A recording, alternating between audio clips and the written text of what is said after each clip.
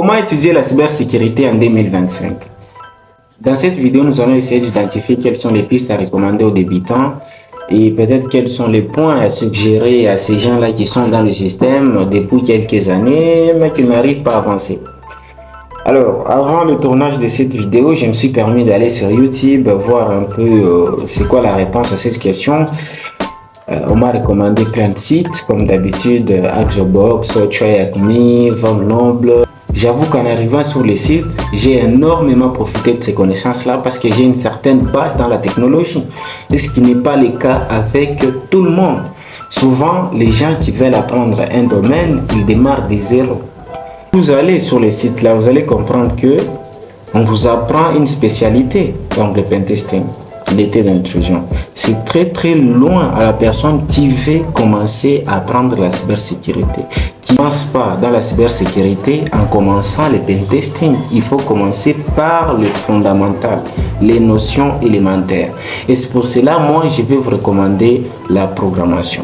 Et ce n'est pas n'importe quelle programmation, c'est la programmation procédurale. Donc, pourquoi la programmation procédurale? Parce que vous aurez l'occasion de comprendre un peu c'est quoi un processeur. C'est quoi, comment est-ce qu'il fonctionne, comment est-ce qu'il adresse les variables dans la mémoire, comment est-ce que le programme fonctionne au plus bas niveau du processeur. Vous aurez un peu ses avantages. Après les langages C, moi je vous recommanderais d'apprendre le Python.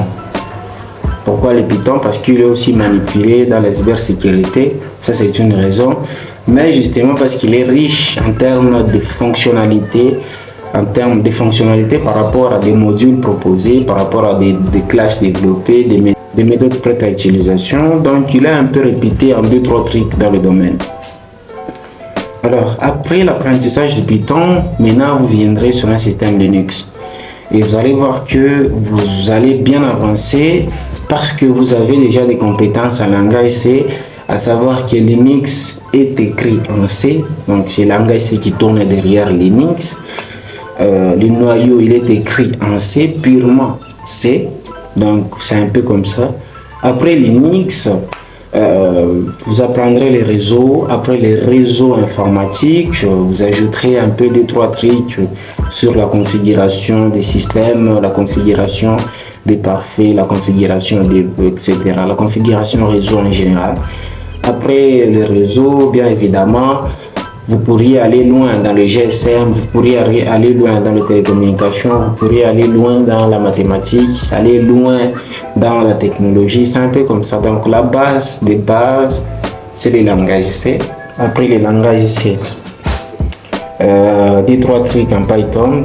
Après des 3 trucs en Python, le système Linux. Après le système Linux, vous pouvez vous permettre d'ajouter un Windows, c'est aussi important.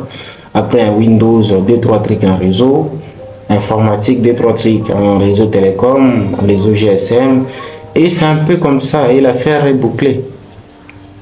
Donc c'est en possédant ces connaissances de base que vous pouvez maintenant attaquer les pentesting, les tests d'intrusion, va attaquer n'importe quel domaine dans le coin et s'en sortir facilement. Donc,